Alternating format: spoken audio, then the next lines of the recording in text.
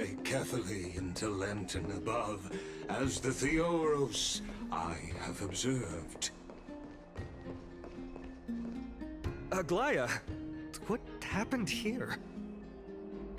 I know about the poisonous fangs of that king snake through the golden threads. In the past, I would be confident about keeping her in check, but I admit I am now unable to do so. What do you mean? It is no longer about eloquence or arguments. I have been a demigod for far too long that I hardly have any humanity left. Before I realized it, I have become no different from these hypocrites, no longer capable of relating to the people. This has come a lot sooner than I expected. But perhaps it is time. I need you to step up, Finan, in order for me to retreat behind the scenes. Yes, this is my duty, but... It is far easier for the Council of Elders to fool many than just fool one person. Their so-called more support is no more than a ruse to distribute power using words instead of lances. There is no glory in winning this debate, but that makes having respect for humans so much more priceless. Finan, you are a Chrysos heir without flaw, capable of relating deeply with humans. I appreciate what you've taught me, Aglaya. I hope we'll live up to your expectations and win this debate.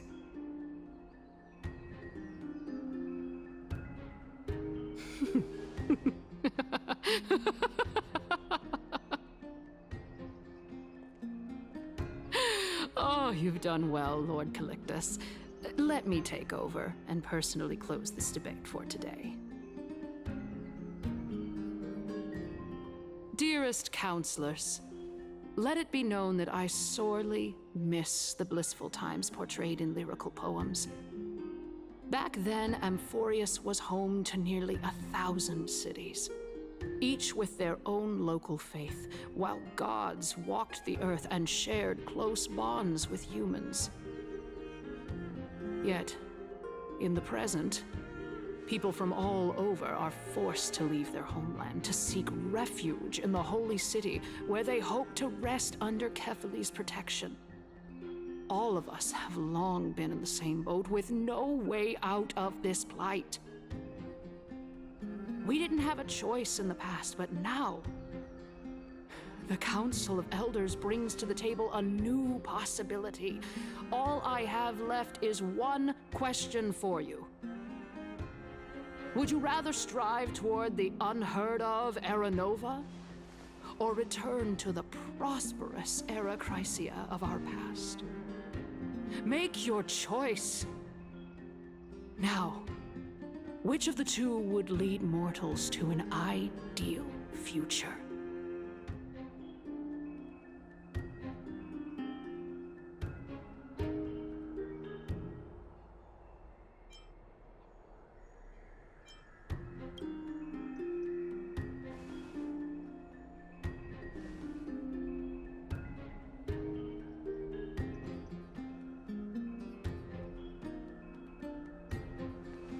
We all know that Era Chrysia is a thing of the past, Lady Kainis.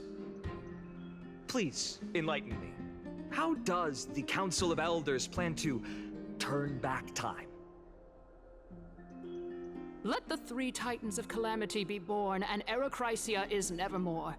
But bring demise to those Titans, and Era Chrysia will descend upon us again.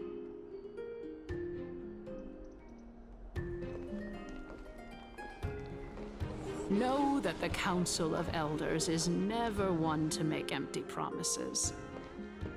Look at who we have on our side. Anaxagoras, one of the Grove's 7 sages, and Castorus, Idonia's goddess of death. With the help of these two heroes, I can promise all of you that Era Chrysia will exist once more. Are Aren't they Chrysos heirs? They're supporting the Council of Elders instead? It's clear from the start that these heroes do not get along well in their group. All the more proof that Aglaya isn't fit to speak on behalf of every Chrysos heir. I am in favor of Era Chrysia. Era Chrysia!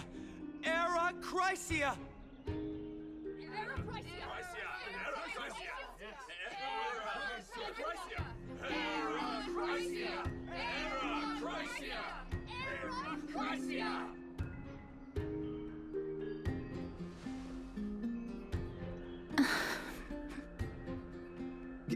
Castorus? Why are you standing over there? You finally arrived, Anaxa. So have you, Cass. Don't worry, Aglaya. Well, I know that you have many queries. Could you continue to converse like how the citizens normally do? Tell me, dear citizens, if we successfully retrieve and return Thanatos' core flame without anyone passing the Death Titan's trial, what would happen next? The answer is simple. We will have a chance to rid the world of death and bring Amphorius back to an era when all beings live forever. We'll usher in a new future that will be entirely different from the flame chase journey. He's one of the seven sages. That's impossible. I really believe it. Your proposal is much too idealistic. As long as the Black Tide still exists, how can we go back to the old days? Remember what I previously said?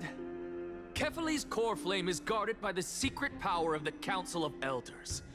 Plus, Fagusa's water curtain will be able to block out any external perceptions. Tell me, dear citizens, have any of you ever seen even a glimpse of the threat that this person is talking about anywhere within the walls of this majestic holy city?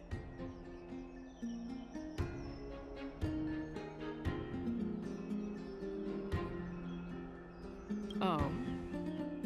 Could it be that you heard that from the Flame Reaver themselves? Citizens, let's loudly sing the blessed hymn.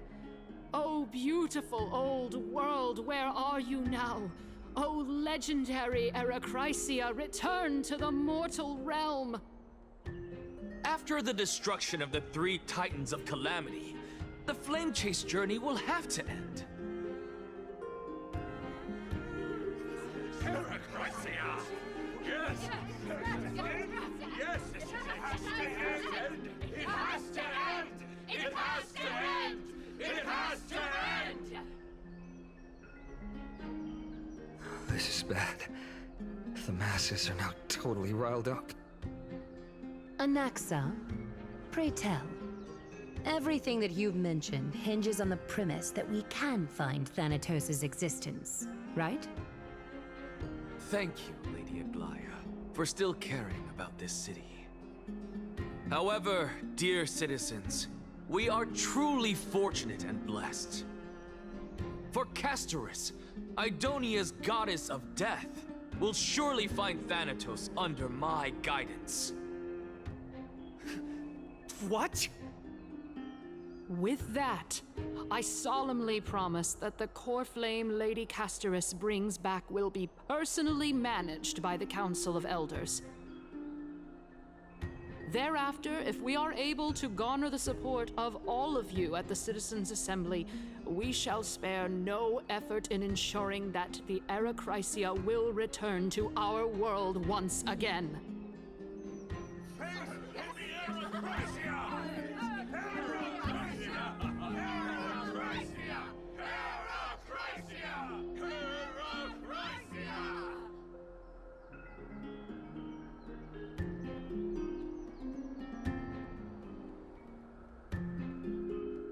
With the balance shattered, the result is clear.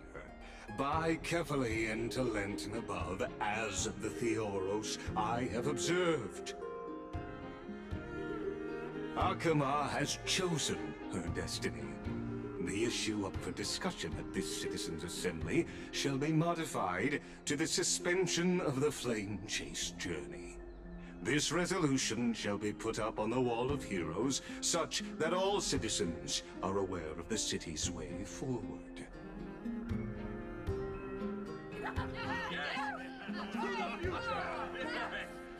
Yeah, I like this. Fantastic. Yes. Aglaya, dear Aglaya. What has caused your heart to soften? You also don't seem to be as quick-witted as before. Wag your tongue as much as you like. Since the Flame Chase journey has been preordained by the prophecy, our failure has never been on the cards. Well then, I guess we'll find out if that's true at the Citizens' Assembly.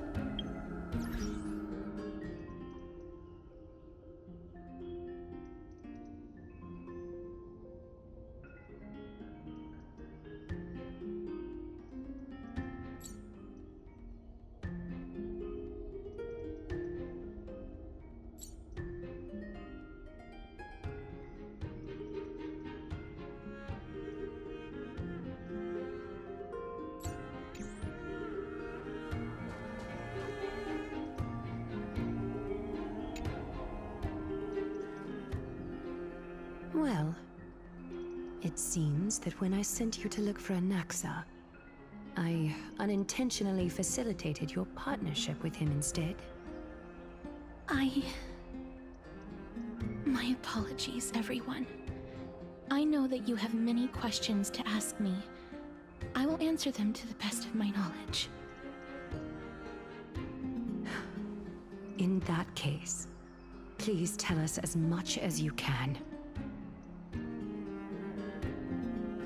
In actuality, he showed me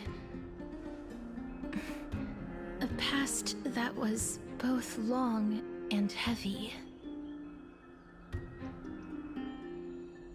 The reason I say this is as I've mentioned earlier. The answer was hidden in my journey unto death. Anaxa, you were in the Netherrealm? Yes, I am but a living dead man now. But that's not important. What truly matters is, I overheard a conversation between heroes.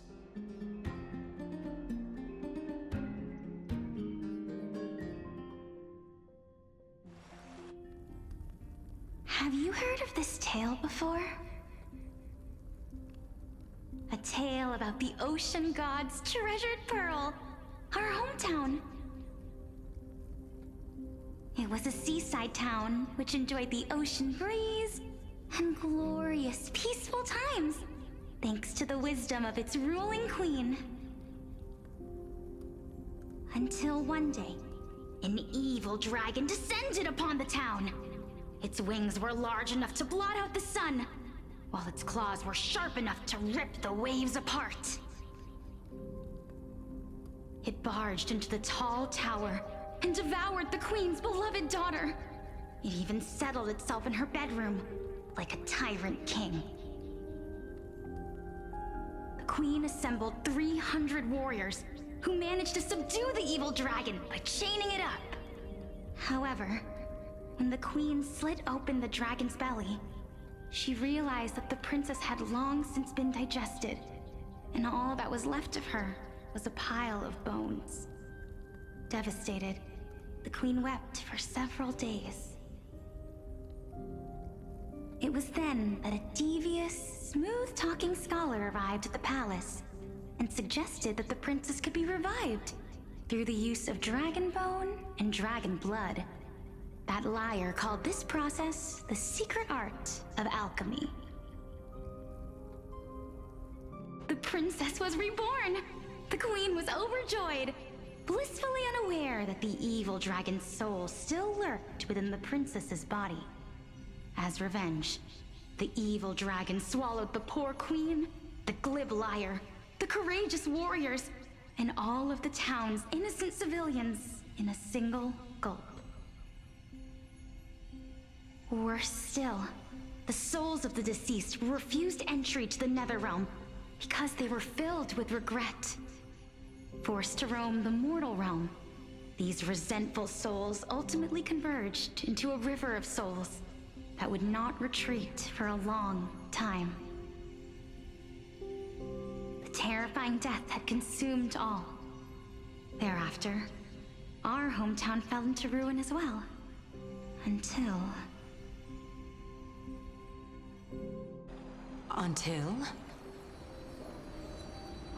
Until?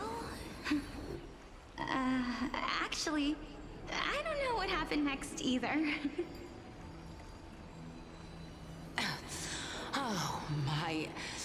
It seems that you still like to whet people's appetites even after all this time, Pelixia. So, according to your story, this is how I used to look? It's practically a mirror image.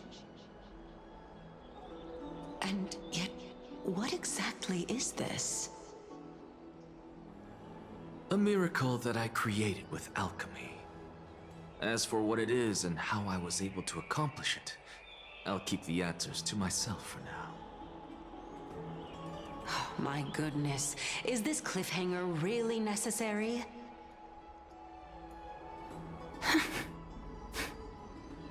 Quiet, Titan. Continue to enjoy this splendid play, and the truth will naturally reveal itself. Dragon, huh? I've heard this legend before. In that case, what do you think of it?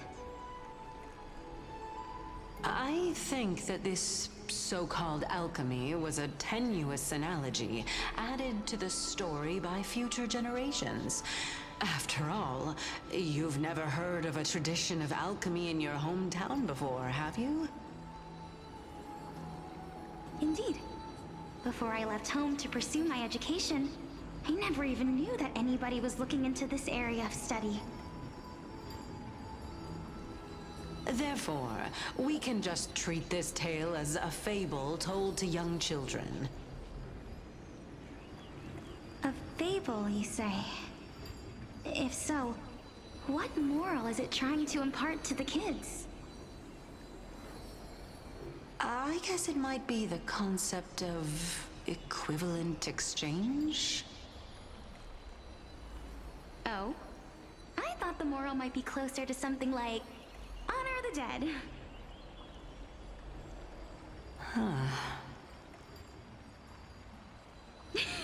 What?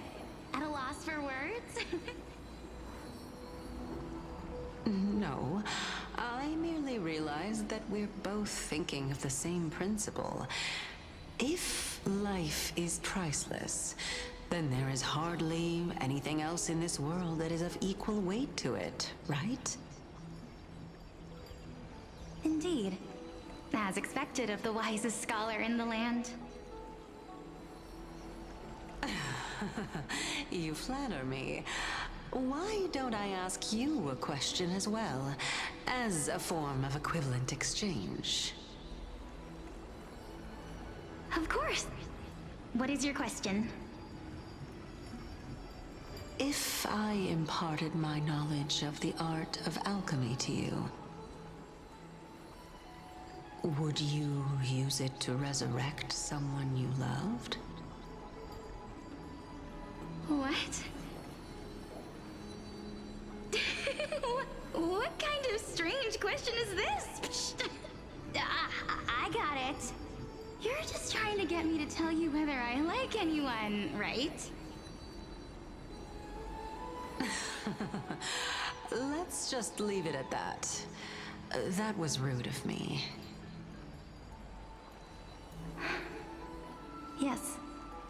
I would. Oh? Death is inevitable. In the days to come, I'm certain that someone whom I cherish deeply will leave me for good. If such a mighty power really existed, I think I would use it without hesitation. After all, you, me, and the rest will all have to face that fateful moment eventually.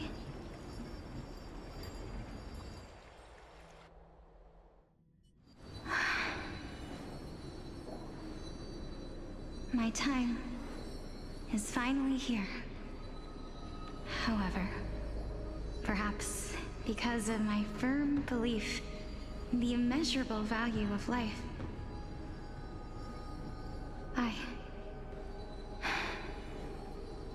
I am unable to complete the trial.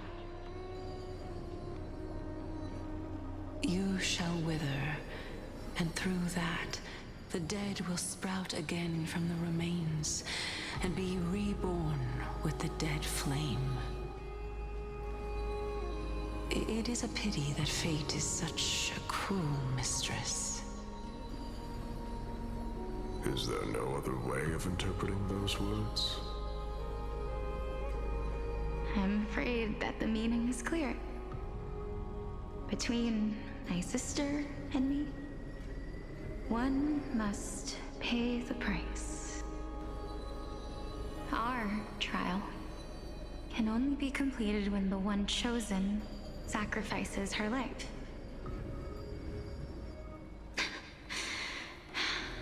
I'm afraid that the prophecy might even have selected a pair of twins for this exact purpose. Fortune makes fools of us all. My sister is prepared to sacrifice herself. And yet, I can't do the same. How absurd. My time is almost up, but I'm still afraid to welcome death. What should we do? If I'm ultimately not able to make up my mind... Since Chaos is willing to guide all of us and leave this trial to the end, there is still plenty of time for you to ponder. That's right. Don't allow the fog of an uncertain future to cloud your mind. Trial, prophecy, the topics that they're discussing seem familiar. But these three people must not have left their names in the epics. Otherwise, I would have some recollection of this. Amphorius's history before the Titans were born was complete chaos. Is that not strange by itself? I have long held three hypotheses about this. However, let's continue watching for now. Calypso, Polixia, and this warrior. I seem to have met him somewhere before. Regarding this matter, Nias, are you confident that you'll complete your trial? Of course. Though, I am worried about what will happen once I've emerged victorious.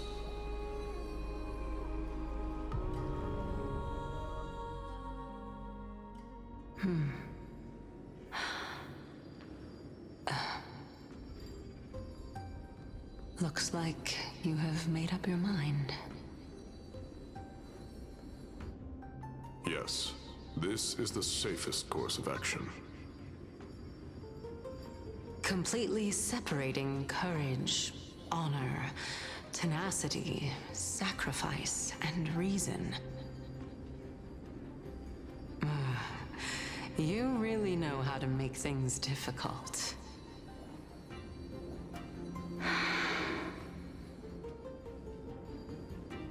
Please, young lady, witness my fall and demise. Lady Calypso, you shall host the soul-rending ceremony. I do not understand. Why would you dare to sacrifice yourself for a future that you won't get to witness?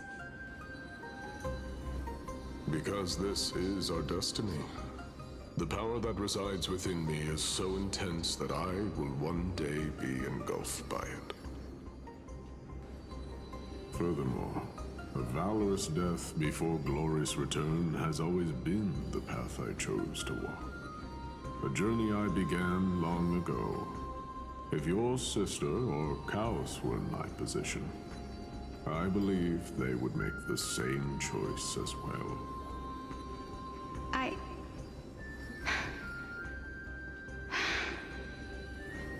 I'm not that brave. I don't know how I'm supposed to face such a serious affair.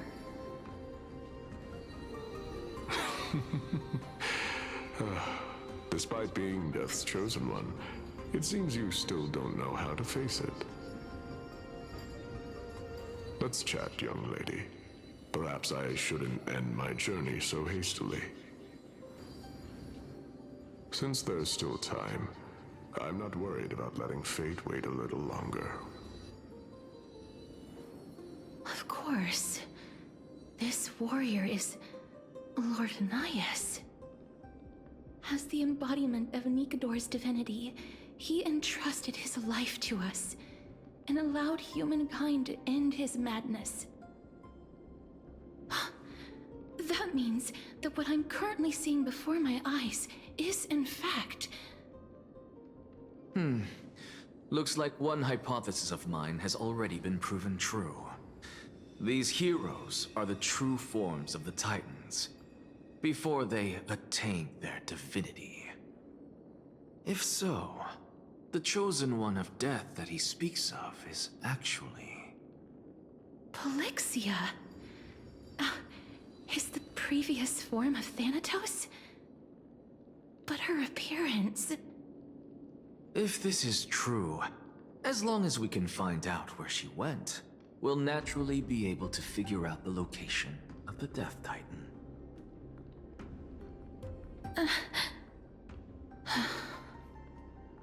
But before that, we first need to witness what ultimately happened to Lord Anaias.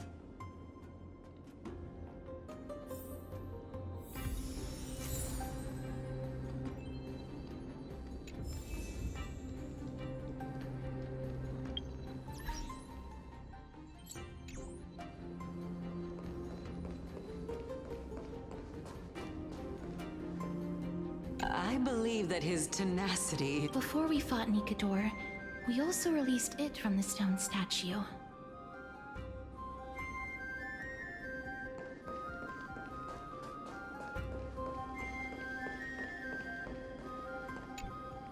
Honor, courage, tenacity, sacrifice.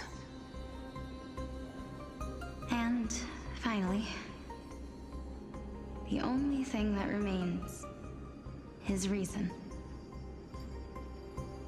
Cheer up, young lady. There is no need to shed tears over a glorious death. All farewells in this world are sorrowful, Lord Anaias. No, young lady. As a warrior, I have witnessed too many bitter deaths. But now, all I feel is peace. I did not know until this moment that mortals could live their lives in such a way. Although only a sliver of your soul remains, you remain so optimistic. Or maybe the truth is that you aren't able to feel sorrow anymore. To be honest, I don't know either. But I am certain of one thing. This is not an acceptance of death nor apathy toward it. It's not even a feeling of despair. I am just enjoying what remains of my life to the fullest. Enjoying? Indeed. Along this journey that we've taken together, not only have I changed the world, I myself have also changed in the process. And now I have reached the journey's end. When I look back and see the grand epic that I've personally written, how could I not revel in that fact? But when you depart the mortal realm, won't all of your accomplishments be reduced to nothing? Separation and death are two sides of the same coin. Reconciling this doesn't come easily for a mortal.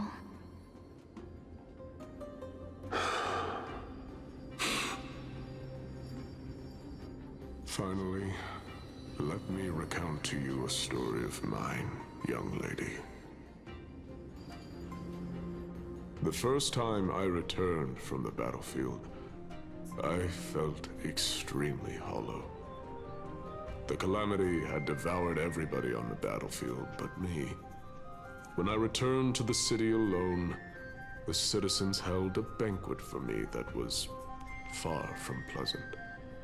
I felt as though I was still on the battlefield, and the person who had returned was nothing but an empty shell. It was late into the night by the time the banquet ended. My head still reeling, I returned alone to the barracks. On the way back, I encountered someone. It was a crazed scholar looking at the night sky and muttering to himself by the side of the road. Although I tripped over him and fell, I wasn't angry in the slightest. And maybe because I saw myself in him, I inexplicably asked him a question. Do you think that it'd be better if we just died on the roadside like a couple of stray dogs? To my surprise, he shrugged his shoulders and sighed. How does someone who is currently experiencing death, dying and living, afford the same amount of bliss? Now please go away and don't block my starlight. Are you trying to say that there is no difference between living and dying? For they are both journeys that lead toward death? That's exactly what life is, and death is, but a scale to measure how valuable the journey was. Journeys and epics are only glorious and magnificent because all things eventually fade to dust. Therefore, young lady, don't detest your fate. Instead, willingly and respectfully embrace it. The embodiment of strife telling me about the majesty of the world.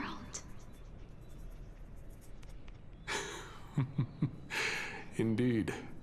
I believe that when the fated moment eventually arrives, you will be able to understand my words.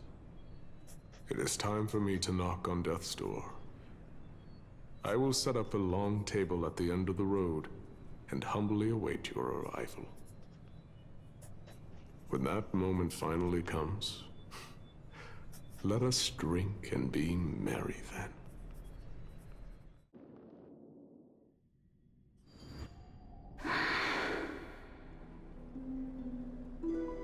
I knew this day would eventually come.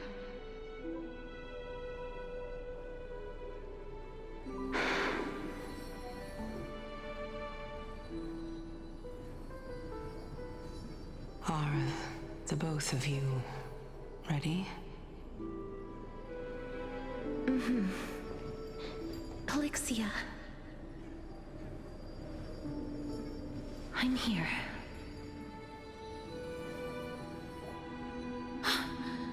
What? This... This This is quite interesting indeed. Is this Polyxia's sister? Is it me? Now, it's time for us to fulfill our promises.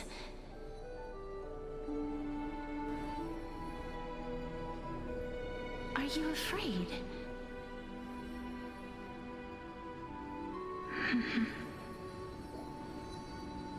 What are you afraid of? That I won't be able to do it.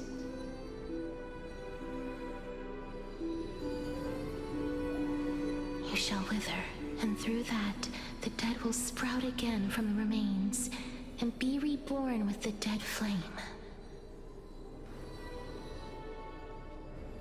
As foretold in the prophecy, and according to our vows, once it all ends, we must face our fated moment head-on.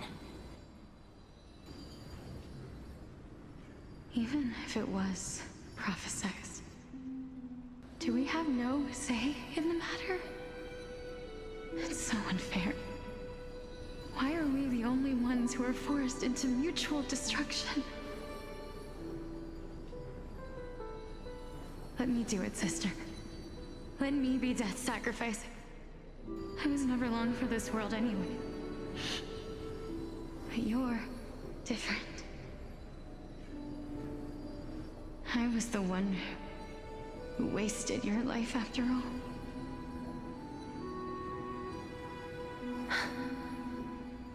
You're wrong, Polyxia.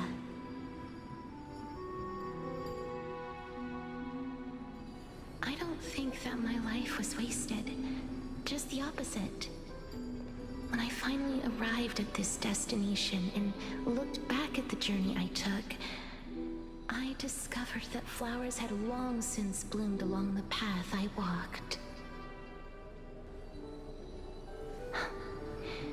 It was you who sowed the seeds for this sea of flowers, one that is more beautiful than the promised land at the end of the world. Besides, I have lived a fulfilling life. Even though I was fated for sacrifice, none of the things that I've experienced will dissipate. Instead, they'll forever live on as memories inside your head. Will they not?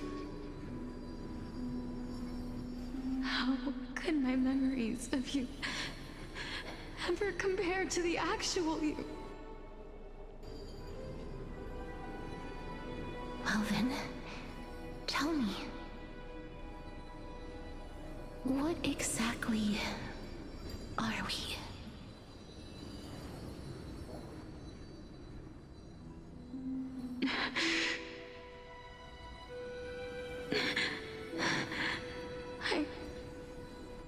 I don't know. I don't know either. But regardless of what the answer is, regardless of how we're shaped by others, or even by this world, ever since we were born, the fact that we existed was predestined, and nothing could erase it. This is why I will always, always be by your side. We're twins, after all.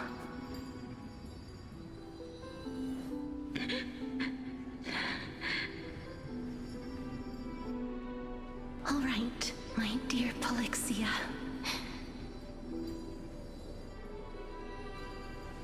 It's time to extract my heart and light the flame of death. After that, use it to plant the first bud in the prophesied new world.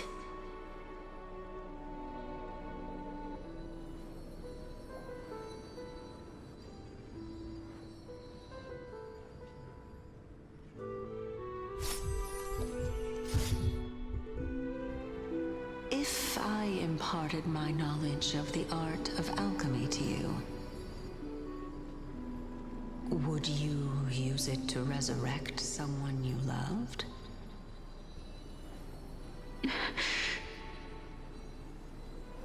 Death is inevitable. In the days to come, I am certain that someone whom I cherish deeply will leave me for good. If such a mighty power really existed, I think I would use it without hesitation. Even now, my answer remains the same. This is why, sister, I promise you,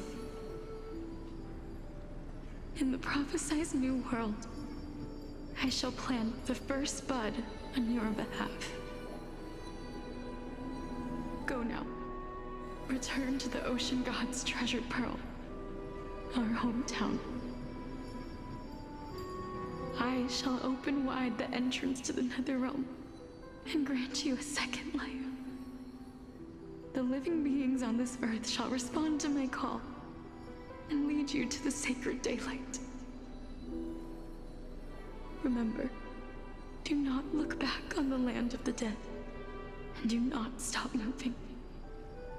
In the new world promised by the prophecy, march toward your new life. As for the price of our equivalent exchange, let me be the one to pay it.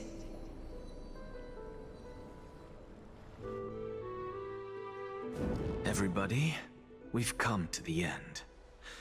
Unfortunately, I am not compatible with the Supreme Being, so I was unable to completely fuse their soul into my own body. However, being able to glean all this from them is exciting enough. I'm certain of this now. Before the Titans that we are well acquainted with were born, a group of heroes roamed the land.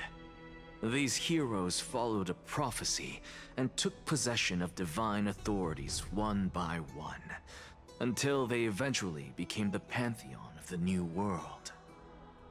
Just like the flame chase journey of today, Amphorius's history is cyclical in nature. What a startling revelation. This means that the demigods, who bear the core flames, will also become the new Titans at the world's end, thereby shaping a new world? I believe that this is the truth behind the Era Nova, as mentioned in the prophecy. This is utterly unbelievable. Besides, those twins in the past, even if they really are Thanatos, their whereabouts are still unknown even today. Are their whereabouts truly unknown? Didn't Polixia mention that seaside town, the birthplace of alchemy and the tale of the dragon? In our world, there exists a city which perfectly matches that description. Styxia. But the people there worship Fagusa and bear no relation to Thanatos. I have also never been to that place, as in the time of Idonia, it had long turned into underwater ruins. Take this. This is... the new Sporist masterpiece, the Philosopher's Stone. It was made by transmuting all of the sages' wisdom into a single entity, with their flesh and blood as its foundation. Remember, I've mentioned before that the art of alchemy is all about conversion, tempering, and ascension. This process also applies to the pursuit of truth. Regardless of how unbelievable this sounds, the truths of the world have been refined from the impurities. Think about the story of the dragon. This stone will lead you to your real hometown, allowing you to reform the door to the Netherrealm and discover Thanatos' fate. You still look as confident in your victory as ever. But what if your conjecture is wrong? Simple. I shall merely admit to the entire world that my experiment was a failure. However, my line of thinking will not fail because I have already planted the seeds of doubt into the hearts of the masses. Actions speak louder than words, Castoris. With the assembly about to begin, don't forget the promise you've made. I've already searched for so long. I'm willing to try one more time. While we converse, her life is also slowly slipping away. But before I leave, I have another question. What exactly did we witness just now? That was the world imprinted in Kefali's soul. If we are to prove its existence, you must take the final step. Go. Do not disappoint me. I understand. Hey, child of humanity. Don't get antsy. I still remember the question you posed to me. As a scholar, I do not wish to offer up ambiguous conclusions. Let's discuss this topic again when she manages to find the evidence. I merely wanted to ask, was that stone transmuted from your heart? If so, rebirth is no longer an option for you. Why not? When I was a child, I lost someone dear to me. When I was a teenager, I lost my faith. A while back, although you saved my life, I also lost my soul in the process. Now I'm merely forsaking my body. What's the big deal? Why are you always finding ways to die? Isn't it good to be alive? This is but a necessary sacrifice on my path to transform into the purest of them all. Can someone who's dead even claim to be the purest of them all? Furthermore, if your hypothesis is proven correct, does it not just confirm that the myths are true, and thereby invalidate all your theories? No, it's just the opposite. If my hypothesis is correct, it means that I can actually ascend to godhood and reshape this absurd world that you all have created.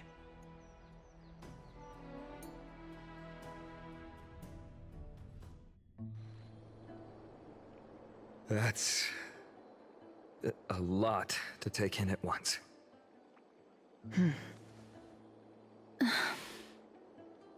Lady Aglaia, please, let me explain.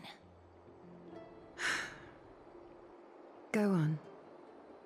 You know that the core flame of death has always been the greatest unknown regarding the Era Nova, which is why both you and Kainis desire to gain the power to control that core flame in the approaching Citizens' Assembly. Professor Anaxa has come to a consensus with Kainis. They want to suspend the trial once Thanatos' core flame is reclaimed, hoping thus to eradicate death from this world. If they're successful, then the flame chase journey will cease, and Akama can enjoy everlasting peace. But I know this runs counter to your wishes. So long as we do not usher in Era Nova, the Black Tide will never be eradicated. Even with Lord Mighty on the front line, and the Black Tide not posing an immediate risk, the danger nevertheless remains. Honestly, It's difficult for me to assess the pros and cons in this decision.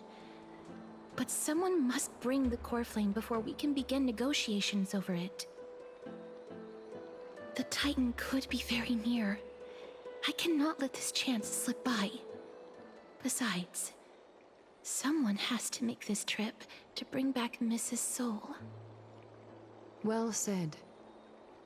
You already had every reason to seek an audience with Thanatos. It's that great performer who has weaponized your wishes and placed us in this difficult situation. A world without death. Do you desire that too? If fate dictates that my path must oppose yours, I will do all I can to resist it and protect what I aspire to achieve. Lord Mighty showed me that without taking the first step, all talk of what follows is moot.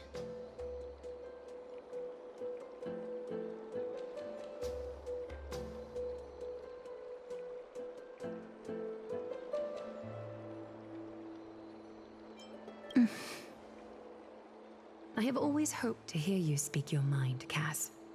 And I am glad to have heard your true thoughts. Styxia. I visited that place in the past. Though it is now an island surrounded by the river of Soul's torrents, it's not hard to see its former splendor. Go. I will not stand in your way. As for you, you are someone who has cheated death. I believe you have more than enough reason to make the trip with Casterus and meet the god of death himself. Casterus, I too look forward to your journey. I wonder what kinds of new interpretations your completed story will bring to the Flame Chase journey. Thank you, Lady Aklia. I hate to put a damper on this heartwarming moment, but if Styxia is now an island surrounded by the river of Soul's torrents, then how do we find a way in? Lady Trebe is probably... The answer is quite simple. In the myths, Zagreus once made the domain of the dead their treasure vault. That is to say, they could enter and leave the Nether Realm as they pleased. And if they could do that, then it follows that the demigod who inherited their divinity must be capable of the same. I'll see you at Marmorial Palace at Action Hour tomorrow. Cypher shall be your guide to finding that ancient city.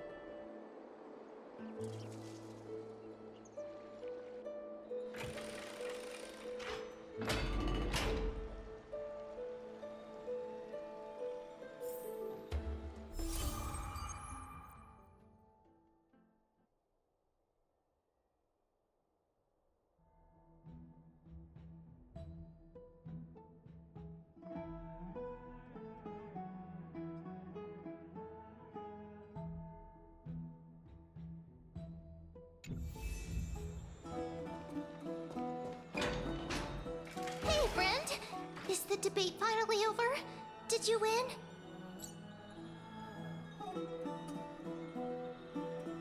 Really? But the look on your face says otherwise. Well, moving on. I was hard at work even while you were at the debate. I borrowed a mountain of books from Cass to see if I could find a way to solve your problem. Let's see. I still have only 32 books to go. Really? Oh, that's fantastic news.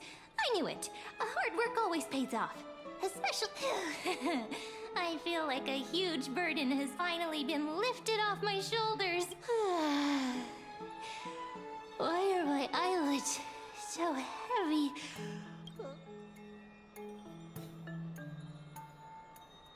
Oh, you're right. Then I'll go back to...